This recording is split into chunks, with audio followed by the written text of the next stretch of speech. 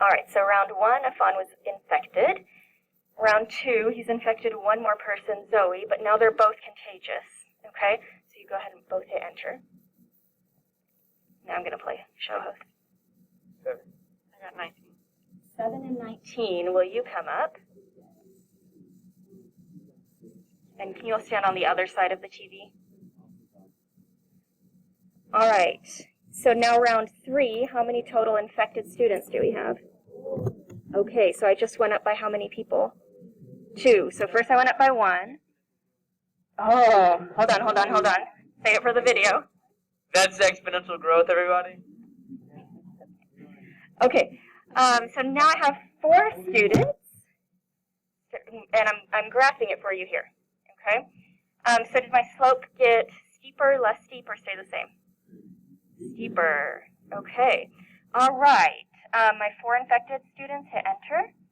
So now they're going to come in contact and infect numbers. 19. 4. 18. 14. Yeah, so he's...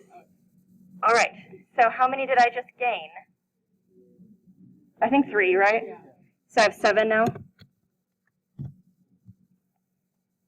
Still getting steeper? Okay. I'm approximately doubling, right? Will I double forever? Why not? Yeah, right. I mean, there's only so many people. Okay, go ahead and hit enter again. 4. 17. I got 18 again. 10. 8. 7. There's one more, hold on.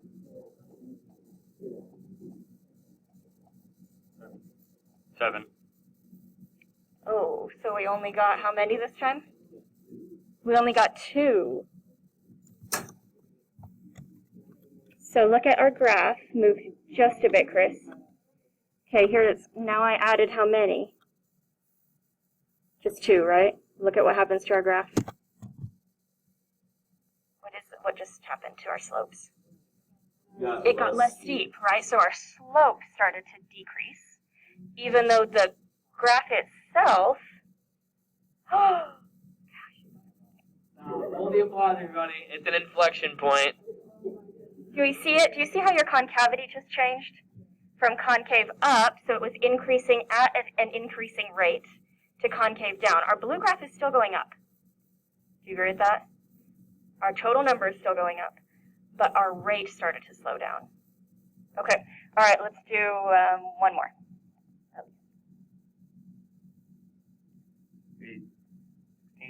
3. 3. 4. 8. 1. 19. They got it 3 times. It's a big viral moment. So we got just 2 more? And so our rate stayed the same, right? Maybe a prettier graph would look something like that. Okay, thank you very much to our volunteers. You can have a seat. Okay, so this type of function is very, very common, definitely in terms of modeling a virus, also in terms of population growth, because we have limiting factors, right, in terms of growth. We can't, the world cannot sustain an infinite number of people. So we talk a lot about like exponential growth in Algebra 2 and pre-calc, which is a big piece of the puzzle, right? I mean, that's what happened initially, right? But it doesn't happen forever, okay? In terms of growth, typically, even if we're talking about like money we're making or like our growth rate ourselves, right? We don't just grow forever and ever, correct? There's some kind of limiting capacity. And so, yes, we keep increasing, but we hit this horizontal asymptote because there is some kind of like limit to this, all right? So in our case, we hit this inflection point right about here, right? So we were increasing at an increasing rate, right? Not only were we getting more people, we were getting them faster and faster, right? Then we hit an inflection point, Am I decreasing? No, but my rate started to decrease, right? I still got more people, but not as fast, okay? So that's an inflection point. When I took Jonas, I believe it was to his 2-year-old, well child visit, the pediatrician said, okay, starting at 2, his growth rate is going to start to decrease. Does that mean he's shrinking? No, it just means what? He's not growing as fast, right? So if you look at how little kids grow, it looks very similar to this. It's a logistic curve. So it starts exponential, then we keep increasing, but not nearly as fast, okay? Now, in terms of logistic curves, we do have horizontal asymptotes. In our case, we had 20 students, so this can never be more than 20, right? I'm going to put 20 up here. That's our carrying capacity. Okay, now let's say we added Mrs. Bybee's class. So we broke that wall. We did this activity with her class as well. What would happen to this curve? You think so? If we were able, if we had numbers 1 through 40? Right. So the shape would stay the same, right? But it would stretch all the way close to 40 at least, right?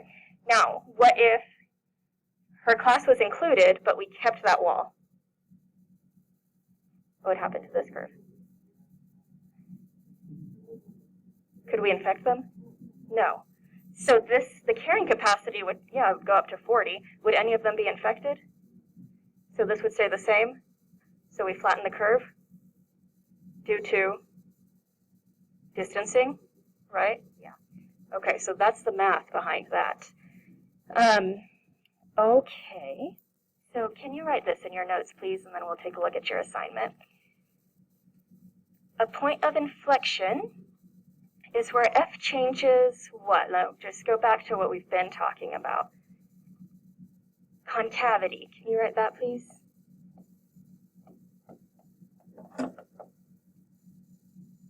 So if I'm looking at logistic curves, in other words, curves that start exponential and then hit this point of inflection and then continue to increase but not as quickly, you can see the change in concavity, right? How you went from concave up, which was increasing at an increasing rate in this case, and then you switch to concave down, so still increasing but at a decreasing rate. So we know point of inflection is where f changes concavity, but we also just saw that it's where your rate changes from what to what?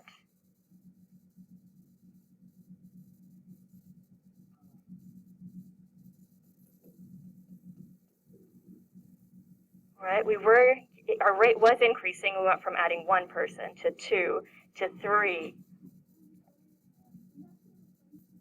So we were gaining people at an increasing rate, right? But then,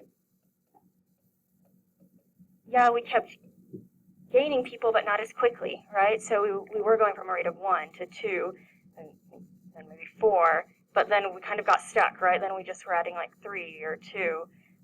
So our rate started to decrease. Can you draw in the air a function that switches from increase to decrease? What just happened? If I go increase to decrease, what is that? Yeah, okay.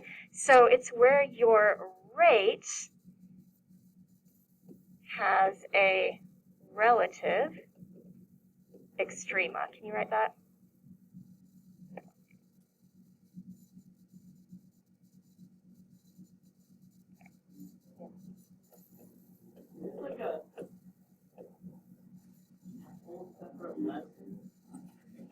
Putting it all together.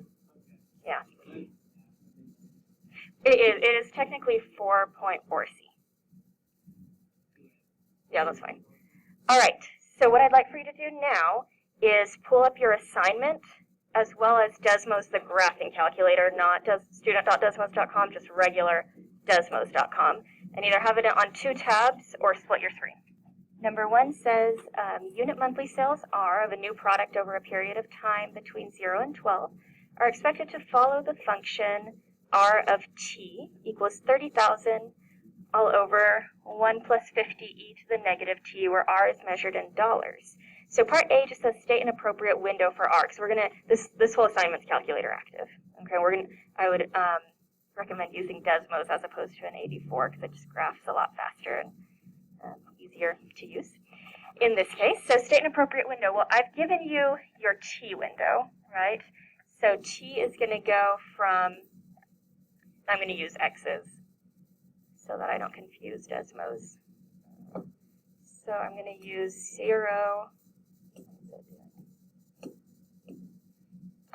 T is between 0 and 12. I just said I was going to use X's and then row T. I'm going to use X on Desmos, and then my y-axis. Okay, so y is what you're going to need to figure out on your own, but let me show you a pattern here. Let's take a look at our function.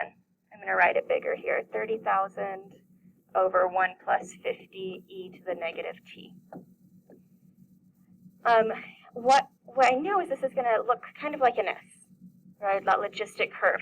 So I want to know the horizontal asymptote on this curve, because that's as high as the y's need to go on my window. Do you buy that? Now, horizontal asymptote coming this way is when x approaches what? Infinity, right? So take a look right here. Your x or your t only occurs once in that underlined piece right there. Do you buy that? If I think of just the part that I underlined, is that exponential growth or decay? That's decay, right? So as time goes on forever, just the underlined piece is going to go towards what? 0? Exponential decay, right? So what I'm going to do is rewrite this fraction, but replace the underlined part with what? 0. So 30,000 all over 1 plus 50 times 0. In other words, what is my horizontal asymptote, or my limit as time goes on forever? 30,000, which was my numerator, right? That's going to be the case every time. Your numerator gives you your carrying capacity. So when I go to set my y's, I want to go from 0, because this is my monthly sales. I can't have a negative monthly sale, right? I mean, I could lose money, but that's not what we're talking about here. This is purely sales. So I want to go from 0 to what? 30,000. And do avoid commas on Desmos. That tends to kind of mess it up as well. Okay, so what I would like to do now is just graph this on Desmos. So I'm going to pull up Desmos. And let's graph it and set your window. So on line 1, I am going to recommend that you do r of x, not r of t. And again, we're using x's instead of t's. So 30,000, no comma, all over 1 plus 50, was that right?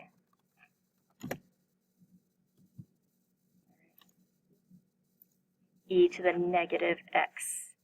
To get your power, you're going to do shift 6. And again, I'm using x instead of t.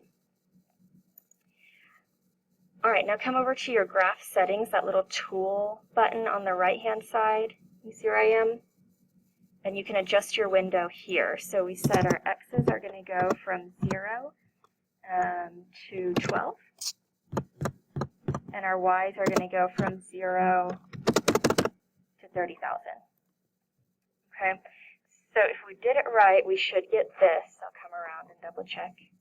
All right, so part B says, when are the monthly sales increasing? Well, that was the purple graph I had on my screen. It was red on yours, but it was increasing for our entire domain. Do you agree with that?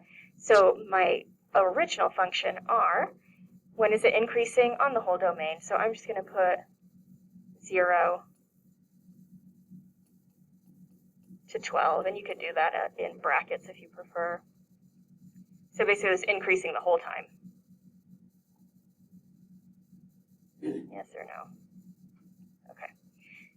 All right, part C is really the only calculus you have to do, the only work you have to show me. So it says find the rate of change of sales, which would be the derivative. Okay. So this is really similar to the last warm-up we did, and how did we deal with that one?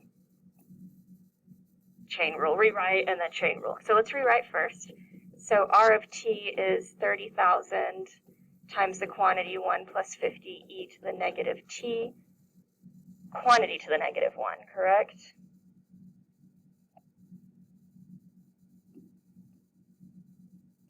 So now let's find our prime. So my outer function is basically 30,000 x to the negative 1. So I'm going to fly that negative 1, so negative 30,000. Hold the inner.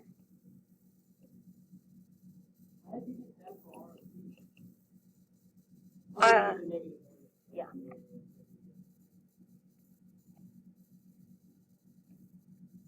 So that's the derivative of the outer holding the inner. Do you agree with that? Then times the derivative of the baby. Two terms, so term by term. Derivative of 1 is 0. And then what would the derivative of 50e to the negative t be? Yes. Okay. So here's what we're going to do. So this is part C.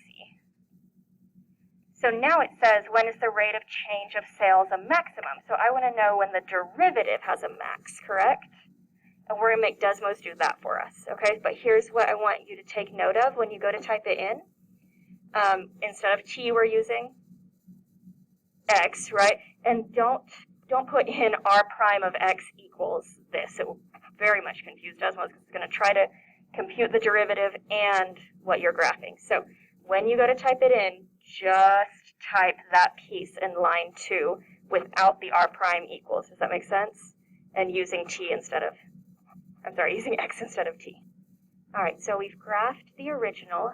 Mine is in purple, and the derivative in black. Notice I didn't call it anything in line 2. And part D asks for where is the rate of max? Well, Desmos can find that for me at 3.912, and time is in months, so this is probably right around April, the end of March, beginning of April. All right, so I'm going to put t equals 3.912.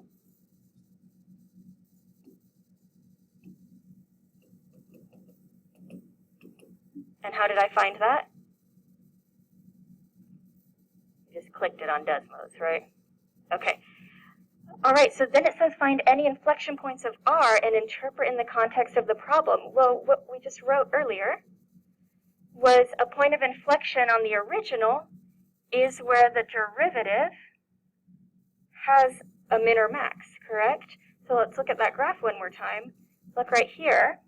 If I go to 3.912 on the original, right about there, is that believable that that's your point of inflection, right? But again, I couldn't find it on there. But if you graph the derivative, see where it has a min or max, that's where the original is going to have a point of inflection. Okay? So my answer for part E is going to be t equals 3.912 again. And what's the interpretation? Well, this is where the rate of sales starts to decrease, or where the rate was a max, either way. Does this mean I'm losing money now?